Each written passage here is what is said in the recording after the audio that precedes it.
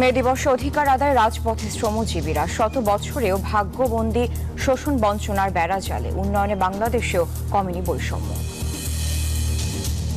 আজ রাত থেকে তাপমাত্রা কমলেও কাল হতে পারে বৃষ্টি। ৫ মের পর স্বস্তি মেলার আশা। বৃক্ষ নিধনে কমছে বনাঞ্চল, বাড়ছে তাপপ্রবাহ। দ্বিতীয় দফার উপজেলা ভোটেও থাকছেন মন্ত্রী এমপির স্বজনরা। মনোনয়নপত্র প্রত্যাহার করেননি অনেকে। স্থানীয় আওয়ামী লীগে অস্বস্তি।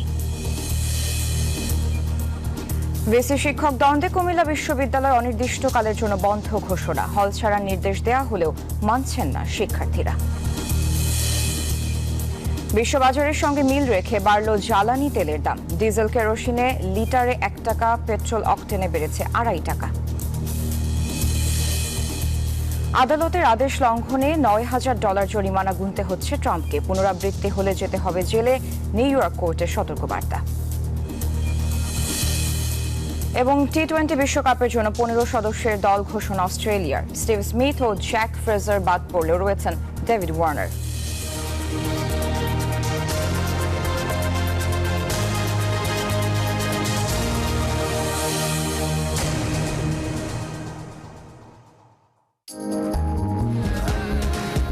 রেইনবো পেইন্টস, ছড়াও জীবনের রং।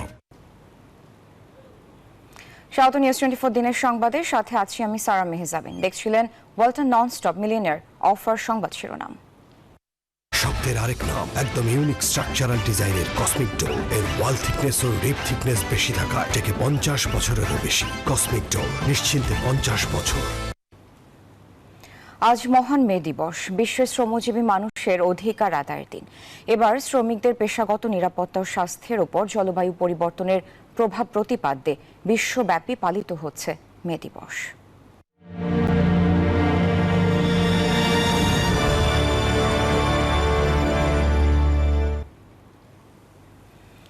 মে দিবসে অধিকার আদায়ের দাবি নিয়ে রাজপথে নেমেছেন শ্রমজীবীরা। জাতীয় প্রেস ক্লাবে চলছে মে দিবসের কর্মসূচি।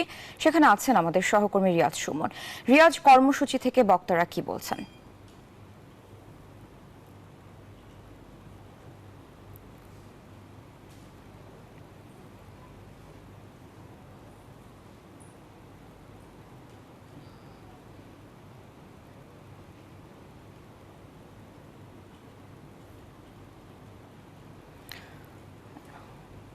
দর্শক, যেমনটি বলছিলাম যে মে দিবস অধিকার আদায়ের দাবি নিয়ে রাজপথে নেমেছেন শ্রমজীবীরা এবং জাতীয় প্রেস ক্লাবে চলছে মে দিবসের কর্মসূচি।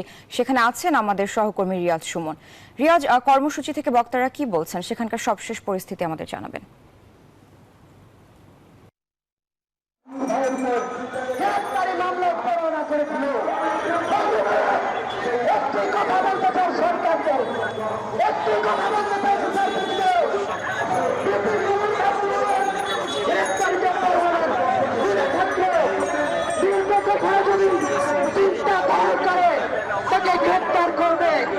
আমি মনে করি বাংলাদেশে আমার মতো 25 থেকে 26 থেকে 28 থেকে 30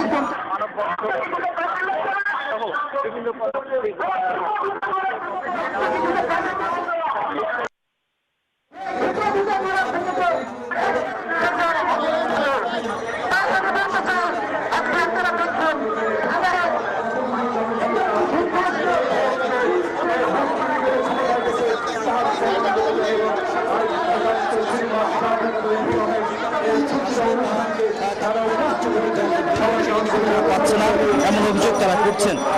পাশাপাশি যে নেতা রয়েছে শ্রমিকদের বিভিন্ন সংগঠন, সেই সংগঠনের নেতারাও বলছেন যে আসলে যে গত 52 বছরে বাংলাদেশের সেটি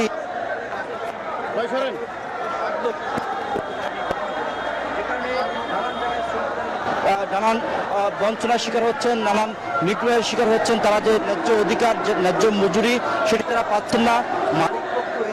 খেয়াল মতো চাকরিচ্যুত করছে, কিন্তু তার কোনো প্রতিকার নেই। কর্মপরিবেশ, কর্মঘণ্টা ঠিক করা হয়নি।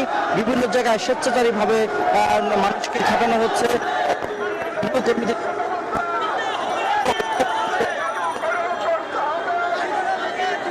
করছে এবং তার সাথে সামঞ্জস্য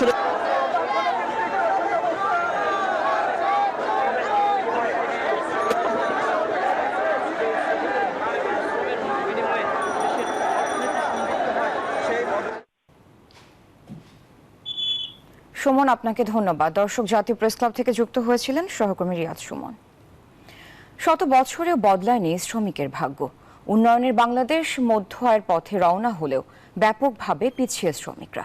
পেট্রোল পাম্প সহ 16 খাতে বছরের পর বছর চলছে একই মজুরি, এমনকি এখনো বহাল আছে 3 যুগ আগের মজুরি। শ্রমিক সংগঠন ও অর্থনীতিবিদরা বলছেন, প্রাতিষ্ঠানিক শ্রমিকদের তুলনায় বেশি আয় বৈষম্যের শিকার অপ্রাতিষ্ঠানিক শ্রমিকরা। মহান মে দিবসে বৈষম্যহীন ন্যায্য পারিশ্রমিক নিশ্চিত হোক প্রতিটি শ্রমিকের, এমন প্রত্যাশা সবার। বিস্তারিত শফিকুজ্জামান রুবেলের প্রতিবেদনে।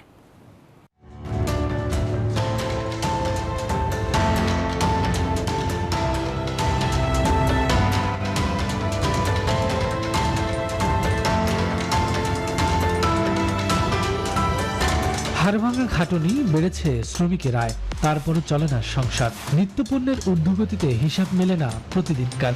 পোলাপাইনের লেখাপড়ার খরচে, সংসারে খরচে, নিজেকে খরচে বনে না, তারপরে কি করবো, ডাইল ভাত খাই বাঁচি আছি। 1886 সালে যুক্তরাষ্ট্রের শিকাগোতে রক্ত দিয়ে দৈনিক 8 ঘন্টার কর্মঘণ্টার অধিকার পেলেও এখনো শোষিত বঞ্চিত শ্রমিকরা।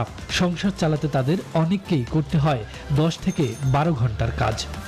পোষায় না তো, তাও করতে হয়, শিখছি যেটা করতে হইব না। এইসব বেতনের কাজ করে কোনো আয় নাই, কোনো বরকত নাই।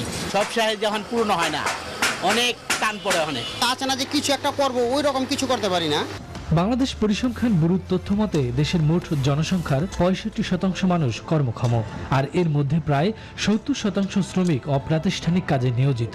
শ্রমিক সংগঠনগুলোর অভিমত, প্রাতিষ্ঠানিক খাতের শ্রমিকরা আইনি সুরক্ষা পেলেও এখনো বঞ্চিত অপ্রাতিষ্ঠানিক শ্রমিকরা। যেমন পরিবহন শ্রমিক থেকে শুরু করে যত শ্রমিকরা, সে বুঝবে আমার পরিবার চালানোর নিশ্চয়তা আছে, আমার বেতনের নিশ্চয়তা আছে, আমার নিয়োগপত্র আছে। শ্রমিকদের হচ্ছে গিয়ে এই দেশের সবচেয়ে অসহায় মানুষ, নির্যাতিত মানুষ। আমি মনে করি মহান মে দিবসের ডাক এই সমস্ত থেকে সরকারকে দাবি মানার জন্য। অর্থনীতিবিদরা বলছেন, দেশের মাথাপিছু আয় ও বিদেশি বিনিয়োগ বাড়লেও 5 দশক পেরিয়ে এখনো সস্তা শ্রমিকের দেশ বাংলাদেশ। মে দিবসের মূল দাবি 8 ঘন্টা কাজ, এটা কিন্তু সংগঠিত শ্রমিকের ক্ষেত্রেও আমরা নিশ্চিত করতে পারি নাই, অসংগঠিত শ্রমিকের ক্ষেত্রে তো করতেই পারিনি। তাহলে এবারের মে দিবসে এটাই স্লোগান যে খাবার ঠিক মতো দাও, রেশনের ব্যবস্থাটা করে দাও, এবং তার সঙ্গে সঙ্গে ট্রেনিং দিয়ে উৎপাদনশীলতা বাড়িয়ে মজুরিটা বাড়াও। দেশের জনসংখ্যাকে জনশক্তিতে রূপান্তর করতে হলে অবশ্যই শ্রমিকদের অধিকার ও তাদের কাজের সুরক্ষা নিশ্চিত করতে হবে। মে দিবসের বদৌলতে শ্রমিকদের সেই অধিকার বাস্তবায়নের সাথে সাথে সকল বৈষম্য ঘুচবে বলে মনে করেন সংশ্লিষ্টরা। শফিকুজ্জামান রুবেল, নিউজ 24, ঢাকা। তীব্র গরমে রুটি রুজি হারিয়ে পথে লুটিয়ে পড়ছেন বহু শ্রমিক। আন্তর্জাতিক শ্রম সংস্থা ILO তথ্য বলছে, বিশ্বজুড়ে শুধু তাপপ্রবাহে প্রতি বছর প্রাণ হারান প্রায় 19,000 শ্রমজীবী মানুষ।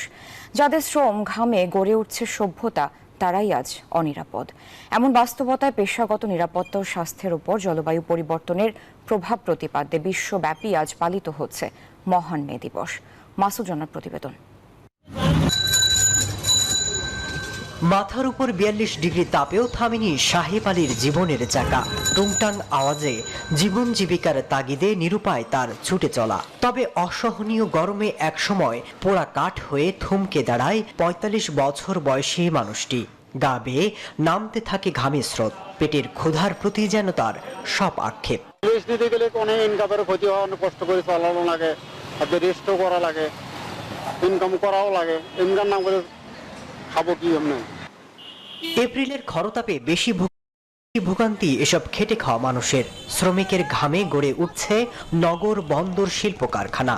শীতাতপ নিয়ন্ত্রণে স্বস্তির নিঃশ্বাস ফেলছে সুবিধাভোগীরা, আর বাতাসে বাড়ছে কার্বন ডাই অক্সাইড। আর খেটে খাওয়া মানুষের উপর নেমে আসে জলবায়ু পরিবর্তন সহ দুর্ঘটনাজনিত নানা আঘাত। বিলসের তথ্য বলছে, বাংলাদেশে অনিরাপদ কর্মক্ষেত্রের কারণে বিভিন্ন খাতে 2023 সালে 1432 জন শ্রমিক নিহত হয়েছেন। আর 2023 সালে দেশে এসেছে রেকর্ড 4552 প্রবাসীর মরদেহ।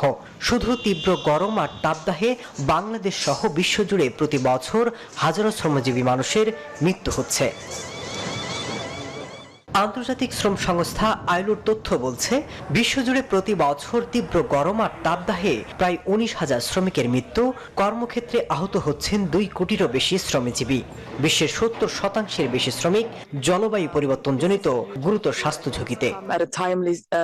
জলবায়ু পরিবর্তনের সাথে সবচেয়ে বেশি হুমকিতে শ্রমিকের জীবন। তারা বেঁচে থাকার জন্য লড়াই করছে, আর বর্তমান তাপদাহ আরো কঠিন করে তুলছে। শ্বাসতন্ত্রের রোগ, ক্যান্সার এবং মানসিক স্বাস্থ্যের অসুস্থতা নিয়ে লাখো শ্রমিক ভুগছে। এরই মধ্যে বিশ্বজুড়ে দেখা দিয়েছে শ্রমিক সংকট। এমন অবস্থায় মেহনতি মানুষের সুরক্ষায় সংশ্লিষ্টদের এগিয়ে আসার আহ্বান বিশ্লেষকদের। মাসুদ রানা, নিউজ 24।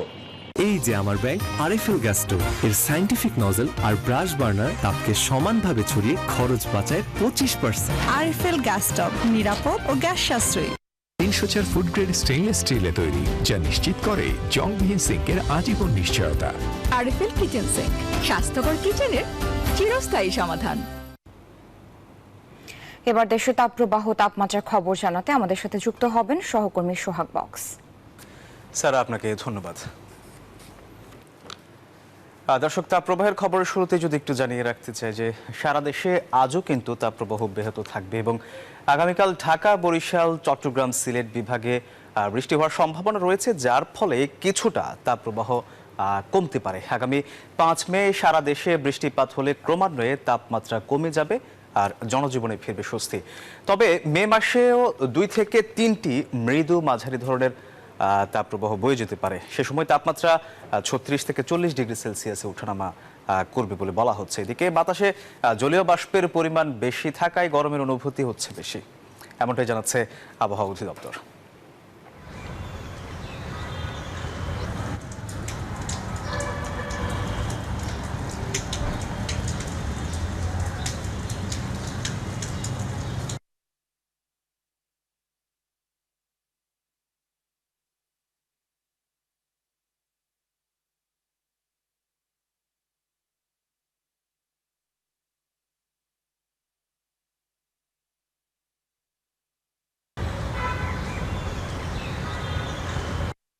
তাপমাত্রা বিরাজমান রয়েছে, সেটা আজকেও মোটামুটি কাছাকাছি থাকবে, তবে আগামীকালকে থেকে একটু পরিমাণে হ্রাস পেতে থাকবে এবং 5 তারিখে সারা দেশের উপর বৃষ্টিপাত শুরু হওয়ার সম্ভাবনা রয়েছে। তখন অনেকটাই তাপপ্রবাহ অনেক জায়গা থেকেই বিদায় নেওয়ার সম্ভাবনা রয়েছে।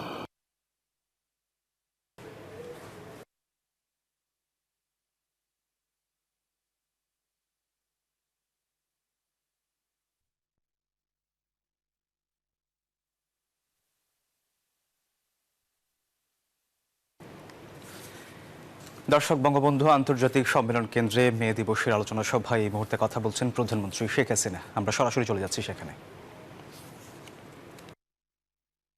শ্রমিকদেরকে কোনো কর্মঘণ্টা ছিল না, অমানবিক পরিশ্রম করতে হতো, তারা নির্যাতিত হতো, তারা প্রতিবাদ করেছিল, সংগ্রাম করেছিল, তাদের জীবনে দিতে হয়েছিল।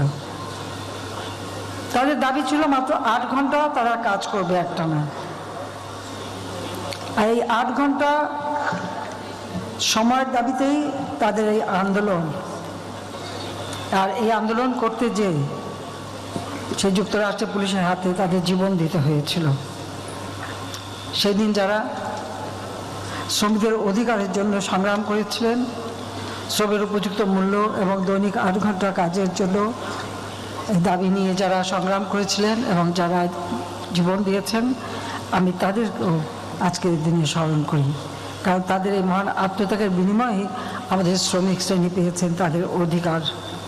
জাতির পিতা বঙ্গবন্ধু শেখ মুজিব স্বাধীনতার পর এই মে দিবসকে প্রথম শ্রমিক সংহতি দিবস হিসেবে ঘোষণা দিয়েছিলেন এবং রাষ্ট্রীয়ভাবে স্বীকৃতি দিয়েছিলেন। আমি জাতির পিতা বঙ্গবন্ধু শেখ মুজিবের প্রতি শ্রদ্ধা জানাই জাতীয় 4 নেতার প্রতি, 30 লক্ষ শহীদের প্রতি, 2 লক্ষ মা বোনের প্রতি। অত্যন্ত বেদনার সাথে স্মরণ করি 15ই আগস্ট। জাতির পিতা বঙ্গবন্ধু শেখ মুজিব একটা যুদ্ধ বিধ্বস্ত দেশ গড়ে তোলার দায়িত্ব হাতে নিয়েছিলেন। সময় পেয়েছেন মাত্র 3 বছর 7 মাস। 15ই আগস্ট বাংলাদেশের রাষ্ট্রপতি জাতির পিতা বঙ্গবন্ধু শেখ মুজিবকে নির্মমভাবে হত্যা করা হয়। একই সাথে হত্যা করা হয়েছে আমার মা বেগম ফজিলাতুন্নেসা মুজিবকে। আমার ছোট 3 ভাই মুক্তিযোদ্ধা ক্যাপ্টেন শেখ কামাল, লেফটেন্যান্ট শেখ জামাল এবং 10 বছরের ছোট্ট ভাইটি রাসেলকে পর্যন্ত ঘাতক দল নির্মমভাবে হত্যা করে কামাল জামালের নবপরিণীত বধূ সুলতানা কামাল এবং পারভিন জামাল রুজিকে। আমার একমাত্র চাচা আবু নাসির, শেখ আবু নাসির, তিনি মুক্তিযোদ্ধা, পঙ্গু ছিলেন। ঘাতক দল তাকে হত্যা করে। রাষ্ট্রপতি মিলিটারি সেক্রেটারি ছুটে এসেছিলেন, ব্রিগেডিয়ার জামিলকে হত্যা করে। পুলিশ অফিসার সিদ্দিকুর রহমানকে হত্যা করে। এভাবেই আরও আমার মেজফুপুর বাড়ি, সেজফুপুর বাড়ি আক্রমণ করে 18 জন মানুষকে নির্মমভাবে 15 আগস্ট হত্যা করা হয়। আমি তাদের আত্মার মাগফিরাত কামনা করি। আমার ছোট বোন রেহানা রায় বিদেশে ছিলাম, তাই বেঁচে গিয়েছিলাম, দেশে আসতে পারিনি। অবৈধভাবে সংবিধান লঙ্ঘন করে মার্শাল ল জারি করে যারা ক্ষমতা এসেছিল আমাদেরকে তারা আসতে দেয়নি। আমার ছোট বোনের পাসপোর্টটাও দেয়নি। তারপর 81 সালে বাংলাদেশ আওয়ামী লীগ আমাকে তাদের অবর্তমানে যখন সভাপতি নির্বাচিত করে, একরকম জোর করে আমি দেশে ফিরে আসি। একটাই লক্ষ্য ছিল, জাতিপ্রিয় দেশকে স্বাধীন করেছিলেন দেশের মানুষের ভাগ্য পরিবর্তনের জন্য। তিনি সবসময় মেহনতি মানুষের কথাই বলতেন। আমাদের কিষানি, শ্রমিক, মোটে মজুর, তাদের কথাই তিনি ভাবতেন এবং তাদের ভাগ্য পরিবর্তনের জন্যই ছিল জাতির পিতার সংগ্রাম। 1973 সালে আলজিয়ার্সে ন্যাম সম্মেলন হয়, সেখানে তিনি ভাষণ দিয়েছিলেন। সেই ভাষণে তিনি বলেছিলেন, আমি কোট করছি, যে বিশ্ব আজ দুভাগে বিভক্ত, শোষক ও শোষিত, আমি শোষিতের পক্ষে। জাতির পিতা তার এই কণ্ঠ সোচ্চার করেছিলেন শোষিত মানুষের মুক্তির জন্য, যা শুরু করেছে এই বাংলাদেশ থেকে। এদেশের মানুষের জীবনের যে বৈষম্য, সেই বৈষম্য তিনি দূর করতে চেয়েছিলেন। বাংলাদেশে আসলে তখন আমাদের দেশে, আমাদের এই ভূখণ্ড, এই অঞ্চলে তেমন কোনো শিল্প কলকারখানা কোনো কিছুই ছিল না। যুদ্ধের সময় দেশটা ছিল সম্পূর্ণ ধ্বংসপ্রাপ্ত। কোনো রিজার্ভ মানি ছিল না, কারেন্সি নোট ছিল না। যুদ্ধকালীন সময়ে খেতে ফসল ফলেনি। শিল্প কলকারখানার অধিকাংশ মালিক তারা ছিল পাকিস্তানি, তারা সেগুলি ফেলে দিয়ে চলে যায়। স্বাধীনতার পর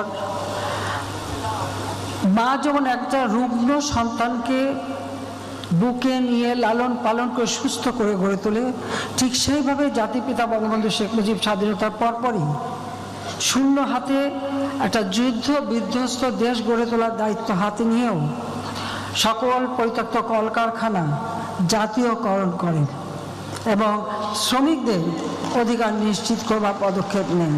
তাদের কর্মসংস্থান যাতে ঠিক থাকে সেই পদক্ষেপটাই তিনি হাতে নিয়েছিলেন এবং শ্রমিকদের স্বার্থ রক্ষার জন্য মজুরি কমিশন গঠন করেন, মে দিবসে সরকারি ছুটি ঘোষণা করেন এবং আন্তর্জাতিক সংস্থা আইএলও সদস্যপদ 1972 সালেই আমরা অর্জন করি। এবং শুধু তাই না, তিনি আইএলও অর্থাৎ আন্তর্জাতিক শ্রম সংস্থার সদস্যপদ গ্রহণ করার সাথে সাথে প্রোটোকল এবং কনভেনশনগুলি সই করেন এবং সেগুলি মেনেই শ্রমিকদের অধিকার নিশ্চিত করবার পদক্ষেপ নেন। 1 মে 1972 সাল মে দিবস উপলক্ষে জাতির উদ্দেশ্যে জাতির পিতা বঙ্গবন্ধু শেখ মুজিব ভাষণ দিয়েছিলেন। আমি কোট করছি, কোট, আপনাদের পরিশ্রম করতে হবে, উৎপাদনের লক্ষ্য অর্জন করতে হবে, দেশের সম্পদ বাড়িয়ে আমরা জীবনযাত্রা প্রকৃত উন্নয়ন করতে সক্ষম হব। শত শত বছর ধরে আমরা একটি নিকৃষ্ট উপনিবেশ ও বিদেশিদের বাজার হিসেবে লুণ্ঠিত হয়েছি। বিদেশিরা দেশের অর্থনীতিকে জনগণের প্রয়োজনের উপযোগী করে গড়ে তোলেননি। এরপরে ইহাইয়ার বর্বর সৈন্যরা আমাদের অর্থনৈতিক কাঠামোকে সম্পূর্ণরূপে ধ্বংস করে দিয়ে গেছে। গণপ্রজাতন্ত্রী বাংলাদেশ সরকার এক ভয়াবহ পরিস্থিতির মধ্য দিয়ে দেশের অর্থনীতিকে পুনর্গঠনের কাজে হাত দিয়েছে। আনকোট। তিনি নিজের ভাষণেই বলে গেছেন কীরকম ভয়াবহ পরিস্থিতি তখন আমাদের ছিল। তারপর তিনি থেমে যাননি, তিনি কাজ করেছেন। কাজে খেটে খাওয়া মানুষ, তাদের ভাগ্য পরিবর্তনই আওয়ামী লীগের সবসময় লক্ষ্য। কাজে আমরাও সবসময় সে পদক্ষেপ নিই। এবং জাতির পিতা যখন দেশটাকে গড়ে তুলেছেন, তখন যে সমস্ত মালিক বাংলাদেশে ছিল, তিনি একটা অর্ডার জারি করেছিলেন যে শিল্প কলকারখানা সেই মালিকরা ফেরত পাবে, আর যেগুলি মালিকানাবিহীন সেগুলি তো সরকারি চালাবে। সেই ব্যবস্থাটাও তিনি করেছিলেন। বেসরকারি খাতকেও তিনি গুরুত্ব দিয়েছিলেন। তিনি না মাত্র 9 মাসের মধ্যে আমাদের একটি সংবিধান দেন। এই সংবিধানের 13 অনুচ্ছেদে আমাদের অর্থনৈতিক নীতিমালা কি সেটা কিন্তু স্পষ্ট বলা আছে। সেখানে যেমন সরকারি প্রতিষ্ঠান থাকবে, সমবায় হবে এবং বেসরকারি খাতও থাকবে। অর্থাৎ অর্থনীতিকে বহুমুখী করে মানুষের কর্মসংস্থান বৃদ্ধি করা এবং মানুষের জীবনমান উন্নত করা, সেটাই ছিল জাতির পিতার লক্ষ্য। সেই লক্ষ্য নিয়েই তিনি কাজ করেছেন। 21 বছর পরে আওয়ামী লীগ সরকার গঠন করে। আমরা সরকার গঠন করি, আমাদের সবথেকে বড় কাজ হলো মানুষের কল্যাণ করা, এবং সেই প্রচেষ্টাই আমরা হাতে নিয়েছিলাম। আমরা আমাদের দেশকে এগিয়ে নিয়ে যেতে চাই। 2008 নির্বাচনী ইস্তাহারে ঘোষণা দিয়েছিলাম আমরা ডিজিটাল বাংলাদেশ গড়ে তুলব। আর 96 সালে যখন প্রথম সরকার গঠন করলাম, আসলে বিরোধী দলে থাকতেই আমি দেখেছি, যেমন আমাদের যারা শ্রমিকরা কাজ পেত, আমি অনেক কারখানা ঘুরেছি, আমি গার্মেন্টস শ্রমিকদের অবস্থা দেখেছি। তাদের মজুরি ছিল মাত্র 800 টাকা। একজন মালিককে জিজ্ঞেস করলাম যে এই 800 টাকা একটা মানুষের জীবন চলে কিভাবে। 96 সালে সরকার এসেই আমরা কিন্তু তা বাড়িয়েছিলাম, এবং যতবার সরকার এসেছি ততবারই বৃদ্ধি করেছি। যে আমরা আমাদের যে লক্ষ্যটা, আমাদের শ্রমিক গোষ্ঠীকে আরও উপযুক্ত করে গড়ে তোলা, তাদের ট্রেনিংয়ের ব্যবস্থা করা, এবং বিদেশে যারা যায় তাদেরও ট্রেনিংয়ের ব্যবস্থা, সেগুলো আমরা একে একে করে যাচ্ছি। এবং ইতিমধ্যে আমাদের শ্রম অধিদপ্তরের ট্রেড ইউনিয়ন রেজিস্ট্রেশন প্রক্রিয়া আবেদন গ্রহণ করতে শুরু করে রেজিস্ট্রেশন সনদ প্রদান সহ সকল কার্যক্রম অনলাইনে সম্পাদিত হচ্ছে। কারণ ডিজিটাল বাংলাদেশ করব ঘোষণা দিয়েছিলাম, আজকে বাংলাদেশ ডিজিটাল বাংলাদেশ। আমরা চাই আমাদের দক্ষ জনশক্তি গড়ে উঠুক। কারণ আমরা 8 নির্বাচনে ঘোষণা দিয়েছিলাম ডিজিটাল বাংলাদেশ আমরা করেছি, আর এবারে আমাদের ঘোষণা হচ্ছে 2041 সালের মধ্যে স্মার্ট বাংলাদেশ গড়ে তুলব। এই ক্ষেত্রে শিক্ষায়, দীক্ষায় এবং ট্রেনিংয়ে, কারিগরি শিক্ষায় আমাদের কেউ পিছিয়ে থাকবে না, সেটাই আমাদের লক্ষ্য।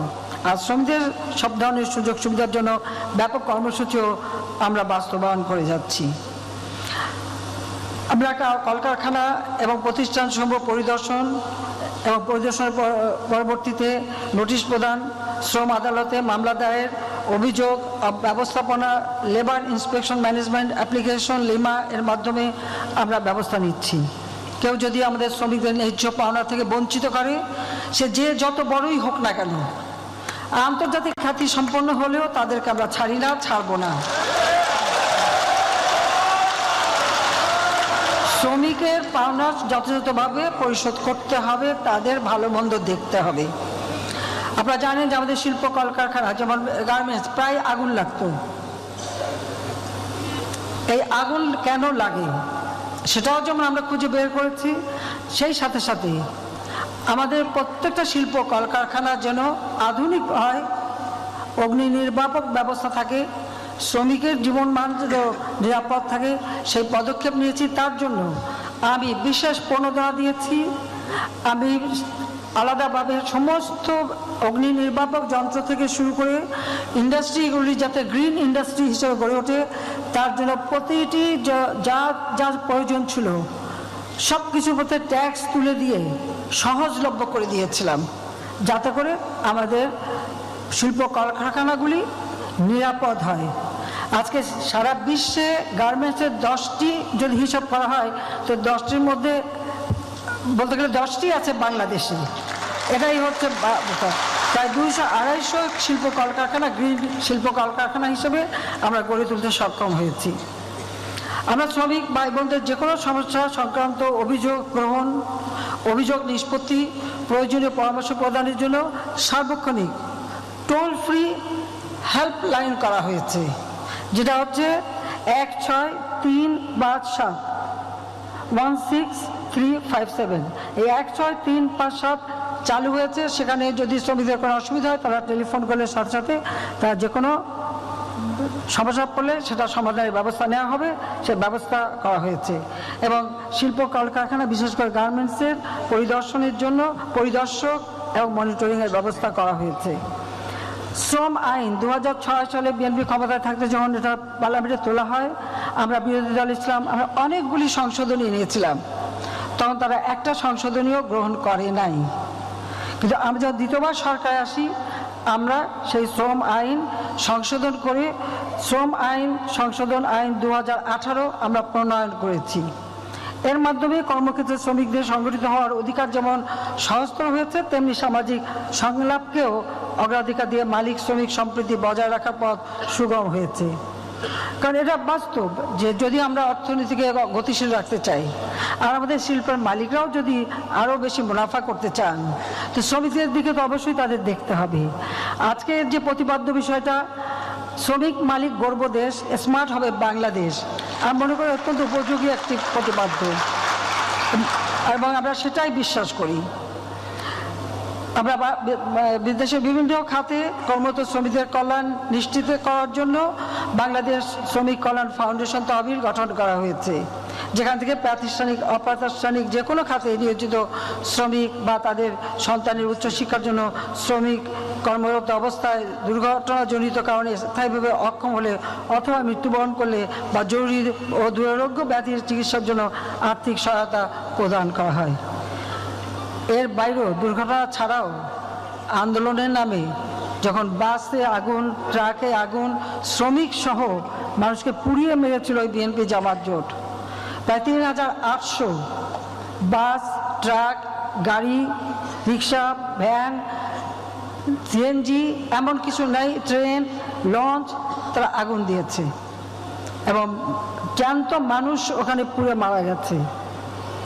আমি ক্ষমতায় ছিলাম, প্রত্যেকটা পরিবারকে আর্থিক সহায়তা দিয়েছি, প্রতিটি ক্ষতিগ্রস্ত মালিকদেরকে আমরা আর্থিক সহায়তা দিয়েছি। শুধু তাই না, রানা প্লাজায় যখন ধস হলো বা তানজির গার্মেন্টসে যখন আগুনে পড়লো, প্রতিটি পরিবারকে আর্থিক সহায়তা দিয়েছি, চিকিৎসার ব্যবস্থা করেছি, বিনা পয়সায় চিকিৎসা দিয়েছি। আমাদের শ্রমিকদের কল্যাণ দেখা এটা আমাদের আওয়ামী লীগের একটা দায়িত্ব বলে আমি সবসময় মনে করি। আমাদের রপ্তানিমুখী গার্মেন্টস শিল্পের কর্মরত শ্রমিক কর্মচারীদের সার্বিক কল্যাণেও একই সেবা দিতে গঠন করা হয়েছে কেন্দ্রীয় তহবিল। কর্মক্ষেত্রে দুর্ঘটনাজনিত ক্ষতিপূরণ স্কিম EIS চালুর মাধ্যমে কর্মক্ষেত্রে পেশাগত দুর্ঘটনা অসুস্থতার ক্ষতিগ্রস্ত শ্রমিকদের চিকিৎসা পুনর্বাসন সেবা দেওয়ার পাশাপাশি আর্থিক ক্ষতিপূরণও দেওয়া হচ্ছে। পাশাপাশি রপ্তানিমুখী শিল্পের কর্মহীন ও দুস্থ শ্রমিকদের সর্বোচ্চ 3 মাসের নগদ আর্থিক সহায়তা প্রদানমূলক সামাজিক সুরক্ষা কার্যক্রম চলমান রয়েছে। আমাদের সরকার বাংলাদেশ শ্রম বিধিমালা 2015 প্রয়োজনীয় সংশোধন এনে 2022 সালে সংশোধিত শ্রম বিধিমালা প্রণয়ন করেছে। শ্রমিক কল্যাণ জোরদারকরণে জাতীয় শ্রম নীতি 2012 যুগোপযোগী করারও পদক্ষেপ আমরা গ্রহণ করেছি। শ্রম আইনের আলোকে শ্রমিক ও মালিকের মধ্যকার অমীমাংসিত শিল্প বিরোধ মীমাংসা বিচার বিভাগীয় কার্যাবলী দ্রুত সম্পন্ন করার জন্য পূর্বের 7টি শ্রম আদালতের সাথে নতুন আরও 6টি শ্রম আদালত প্রতিষ্ঠার মাধ্যমে দেশে মোট শ্রম আদালত এখন 13টিতে উন্নীত করা হয়েছে এবং শ্রমিকরা যে কোনোভাবে তারা বঞ্চিত হলে সেখানে তারা মামলা করতে পারে, নালিশ করতে পারে, সেই সুযোগটা তাদেরকে দেওয়া হচ্ছে। 2009 সালে আওয়ামী লীগ সরকার রাষ্ট্র পরিচালনার দায়িত্ব পেয়ে 2010 সালে RMG সেক্টরে শ্রমিকদের ন্যূনতম মজুরি, যেটা আমি সেই প্রথমবার যখন সরকার 96 সালে তখন 800 টাকা থেকে 1600 টাকা করেছিলাম, কিন্তু দুর্ভাগ্যের বিষয় 2001-এ আমরা সরকারে আসতে পারিনি। বিএনপি জামাত জোট ক্ষমতা এসে ওটা স্থগিত করে রেখেছিল। 2006 সালের দিকে শ্রম আইন করার পরে তারা ওটা 1600 টাকা করে। আমি যখন 2009-এ সরকার গঠন করলাম তখন দেখলাম যে 1662 টাকা মাত্র তারা মজুরি পায়, সেটাকে 800 টাকা থেকে 1600 টাকা। আমরা তখন আমাদের সত্যি কথা বলতে আমি নিজে তখন উদ্যোগ নিয়েছিলাম, মালিকদের সাথে ডেকে কথা বলেছিলাম এবং তাদের সাথে পরামর্শ করে আমরা শ্রমিকদের মজুরি 1600 টাকা থেকে 3200 টাকায় বৃদ্ধি করি। 2013 সালে অর্থাৎ একই টার্মে পুনরায় আবার আমরা শ্রমিকদের মজুরি 5300 টাকায় বৃদ্ধি করেছিলাম। এরপর 2014 সরকারে আসে আবার পুনরায় এসে 2018 অর্থ বছরে আমরা পুনরায় আমাদের মজুরি শ্রমিকদের মজুরি 8300 টাকায় বৃদ্ধি করি। এরপরে 2023 সালে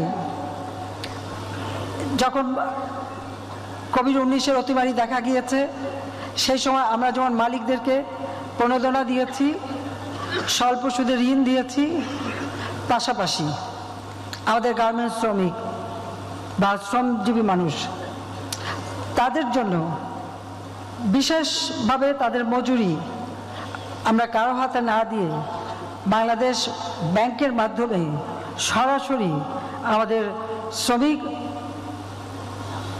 মেয়ে এবং ছেলে সকলের জন্য তাদের মোবাইল ফোন অথবা তাদের অ্যাকাউন্টে সরাসরি আমরা টাকা জমা দিয়েছি, সরাসরি তাদের মজুরি তাদের হাতে পৌঁছে দিয়েছি। এবং শিল্প কলকারখানা যাতে বন্ধ না হয় সেগুলি চালু রাখার জন্য যথাযথ ব্যবস্থা নিয়েছি এবং ভিন্ন ধর্মের কী কী উৎপাদন করা যায় সে পরামর্শ দিয়ে সেই সুযোগটাও আমরা সৃষ্টি করে দিয়েছি। অর্থাৎ কোভিড-19-এর যেখানে সারা বিশ্ব স্থবির, বাংলাদেশ কিন্তু স্থবির হয়নি এবং তাদের সব ধরনের সুরক্ষা বিনা পয়সায় টেস্টিং করা এবং তাদের ভ্যাকসিনের ব্যবস্থা করা এবং কর্মক্ষেত্রে একটা উপযুক্ত স্বাস্থ্যসম্মত পরিবেশে যত কাজ করতে পারে সেই সুযোগটাও আমরা সৃষ্টি করে দিয়েছি। সেই সাথে সাথে আমরা এবারে 2023 সালে যেহেতু ইউক্রেন রাশিয়া যুদ্ধ, স্যাংশন, কাউন্টার স্যাংশন এবং এই অতিমারি কোভিড-19-এর, এখন তো আবার ইসরায়েল আক্রমণ করে প্যালেস্টাইনিদের উপর গণহত্যা চালাচ্ছে, এই সার্বিক কারণে যে মুদ্রাস্ফীতি দেখা দিয়েছে সেটা মোকাবেলা করার জন্য জীবনযাত্রা যাতে চালু থাকে স্বাভাবিকভাবে সকলের বেতন আমরা যেমন 5% বাড়িয়েছি, কিন্তু আমাদের শ্রমজীবী মানুষের জন্য আমরা এই মজুরি 12,500 টাকায় উন্নীত করেছি 8,000 থেকে, অর্থাৎ 8,300 থেকে 12,500 টাকায় উন্নীত করে দিয়েছি। পাশাপাশি আমাদের শুধু গার্মেন্টস সেক্টর না, অন্যান্য 44টি বেসরকারি সেক্টর, সেখানেও 42টি সেক্টরে নিম্নতম মজুরি পুনর্নির্ধারণ করা হয়েছে। সে সাথে যাতে আমাদের যারা মেয়েরা কাজ করে মাতৃত্বকালীন ছুটির ব্যবস্থা, টিফিনের ব্যবস্থা, তাদের শিশু দিবাযত্ন কেন্দ্র থেকে শুরু করে সব ধরনের সুযোগ যাতে মালিকরা করে দেয় সেই ব্যবস্থাটাও আমরা করেছি। সেইভাবেই আমরা আমাদের শ্রমিকদের কাজ করার ব্যবস্থা করে যাচ্ছি। আমি একটি কথা আমি বলতে চাই, যেখানে আমাদের মালিক শ্রেণী আছেন তাদের আমি বলবো, আপনারা কারখানা তৈরি করেন, এটা আমাদের শ্রমিক ভাই বোনদেরও জানা উচিত যে কারখানা তৈরি করে শিল্প কলকারখানা বা যাই করুক মালিকরা করছেন, তারা সেখানে বিনিয়োগ করে কিসের আশায়?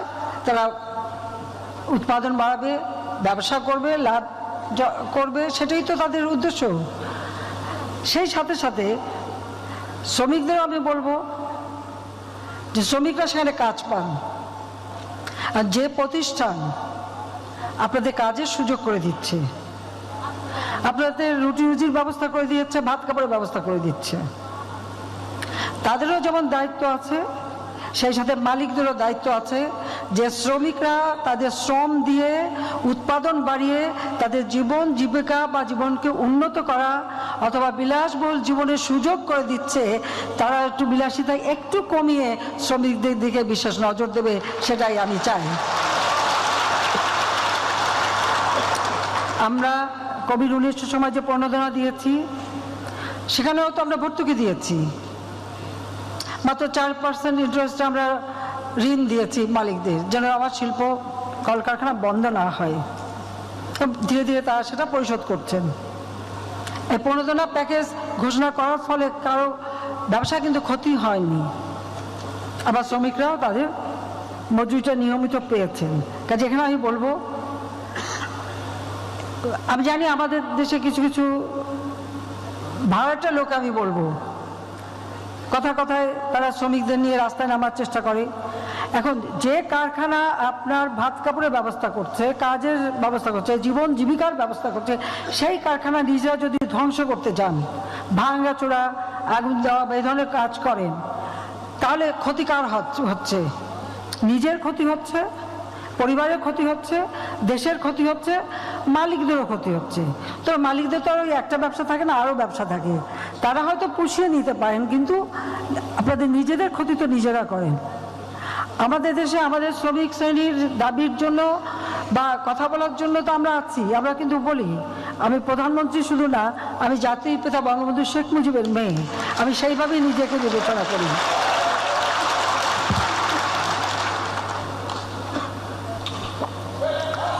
আপনাদের কোনো অসুবিধা যদি হয়, আমি জানি আমার দুয়ার খোলা, আপনারা যোগাযোগ করতে পারেন, আপনাদেরও, কারণ আমাদেরও শ্রমিক সংগঠন আছে, কাজে সেগুলো আমরা দেখব। তবে এটা মাথায় রাখতে হবে, আমরা আমাদের কিষাণী তাদেরও কর্মসংস্থান, তাদেরও জীবন জীবিকার ব্যবস্থা, এমনকি বর্গা চাষিদের আমি উদ্যোগ নিয়ে বিনা জামানতে ঋণের ব্যবস্থা করে দিয়েছি। 96 সালে যখন সরকারে 98 সালে ভয়াবহ বন্যা হলো, তারপর থেকে আমি বর্গা চাষিদেরকে বিনা কোনো জামানত লাগবে না, বিনা জামানতে কৃষি ব্যাংকের মাধ্যমে তাদেরকে আমরা কৃষি ঋণ দিই। শিশু শ্রম বন্ধ করবার জন্য আইন করে শিশুদের লেখাপড়া যাতে হয় সে ব্যবস্থা আমরা করে দিয়েছি। শিশু শ্রম, যে সমস্ত শ্রমে শিশুদের ক্ষতি হতে পারে সেগুলি যাতে তারা না করতে পারে সে ব্যবস্থাও আমরা নিয়েছি। আজকে আমার 98% শিশুরা স্কুলে যাচ্ছে, আমরা তাদের বৃত্তি দেই, আমরা তাদের খাবারের ব্যবস্থা করি, বিনা পয়সায় বই দেই, সাথে সাথে কারিগরি শিক্ষা ভোকেশনাল ট্রেনিংয়েরও ব্যবস্থা আমরা করে দিচ্ছি। দর্শক, মহান মে দিবসের কথা বলছেন প্রধানমন্ত্রী শেখ হাসিনা, আমরা সরাসরি ছিলাম সেখানে। দর্শক, এবার যাচ্ছি আমাদের মূল স্টুডিওতে, সেখানে আছেন আমাদের সহকর্মী সারা মেহজাবিন। সোহাগ, আপনাকে ধন্যবাদ। দর্শক, আমাদের সাথে যুক্ত ছিলেন সহকর্মী সোহাগ বক্স। আর এরই সাথে দিনের সংবাদে সময় হলো একটি বিরতি, ফিরছি একটু পর, সাথে থাকুন।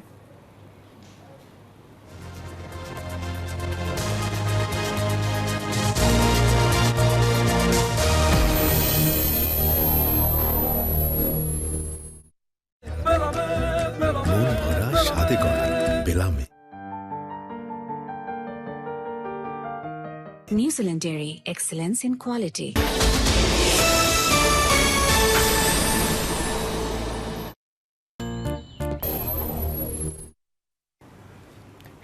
দিনের সংবাদে দলীয় সিদ্ধান্ত অমান্য করে উপজেলা নির্বাচনে অংশ নেওয়া পিরোজপুর 1 আসনের সংসদ সদস্য রেজাউল করিমের ছোট ভাই SM নূরে আলম সিদ্দিকী নানাভাবে প্রভাব বিস্তারের চেষ্টা করছে। মঙ্গলবার রাত 9টায় পিরোজপুর প্রেস ক্লাবে সংবাদ সম্মেলনে অভিযোগ করেছেন আনারস প্রতীকের চেয়ারম্যান প্রার্থী ডক্টর দীপঙ্কর নাগ। তিনি বলেন, অন্যান্য সকল প্রতিদ্বন্দ্বী প্রার্থীদের সাথে তার সৌহার্দ্যপূর্ণ সম্পর্ক থাকলেও শাহীন তার সাথে বৈরী আচরণ করছেন। বিভিন্ন সময় শাহীনের কর্মীরা তার কর্মীদের মারধর করার পাশাপাশি বিভিন্ন ধরনের হুমকি দিচ্ছেন।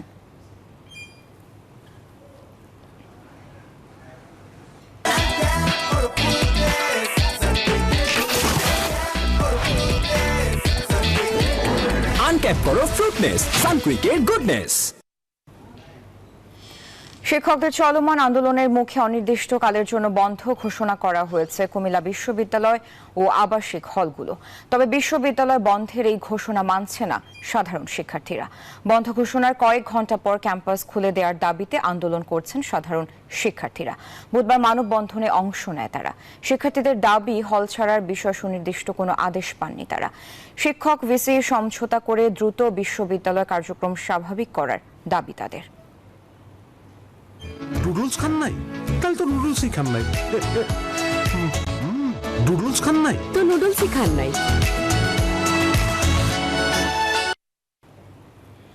দেশের বাজারে বেড়েছে জ্বালানি তেলের দাম। আন্তর্জাতিক বাজারের সাথে মিল রেখে আবারও সমন্বয় করা হলো জ্বালানি তেলের দাম। মঙ্গলবার এ বিষয়ে প্রজ্ঞাপন জারি করেছে বিদ্যুৎ, জ্বালানি ও খনিজ সম্পদ মন্ত্রণালয়। নতুন দাম অনুযায়ী ডিজেল ও কেরোসিন তেলের দাম লিটারে 1 টাকা বেড়ে দাঁড়াবে 107 টাকায়। এছাড়া পেট্রোল ও অকটেনে বেড়েছে 2.5 টাকা করে। পেট্রোলের নতুন দাম হবে প্রতি লিটার 124 টাকা 50 পয়সা, আর অকটেন বিক্রি হবে 128 টাকা 50 পয়সায়। গতকাল রাত 12টা থেকে নতুন এসব দাম কার্যকর হয়েছে। দিনের সংবাদ নিচ্ছে আরেকটি বিরতি, সাথেই থাকুন।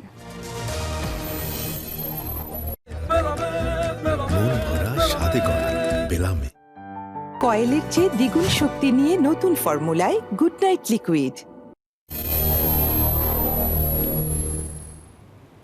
সাঁওতালবা দিনের সংবাদে এবার ফার্স্ট সিকিউরিটি ইসলামী ব্যাংক পিএলসি অর্থ বাণিজ্য সংবাদ।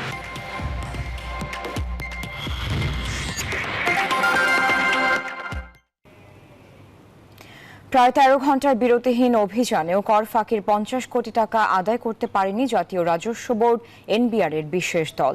মঙ্গলবার বেলা 11টা থেকে রাত 11:15 পর্যন্ত সরকারের পাওনা টাকা আদায় ব্র্যাক ব্যাংকের গুলশান 1 শাখায় অভিযান চালায় এনবিআর। কিন্তু আদালতে চলমান মামলার অজুহাত তুলে শেষ পর্যন্ত টাকা ছাড় করেনি ব্যাংকের গুলশান শাখা। যদিও এনবিআর কর্তৃপক্ষ প্রথম থেকেই দাবি করেছে মামলার বিষয় ও এনবিআর এর পাওনা কর সম্পূর্ণ ভিন্ন বিষয়।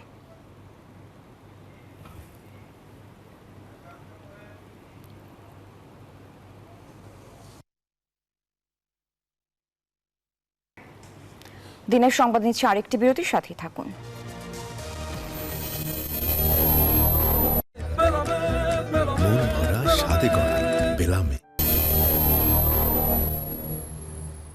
সাঁওতালবা দিনের সংবাদে আদালতের আদেশ লঙ্ঘনের দায়ে সাবেক মার্কিন প্রেসিডেন্ট ডোনাল্ড ট্রাম্পকে জরিমানা করেছেন যুক্তরাষ্ট্রের নিউ ইয়র্কের একটি আদালত।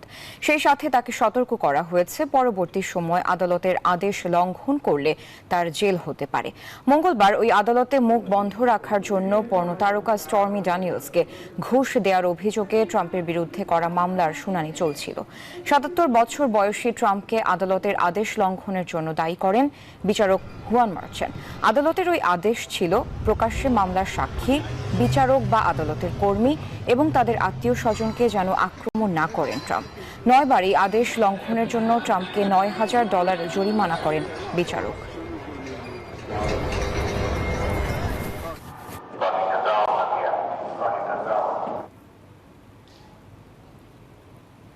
এই ছিল নিউজ 24 দিনের সংবাদ। এতক্ষণ সাথে থাকার জন্য ধন্যবাদ।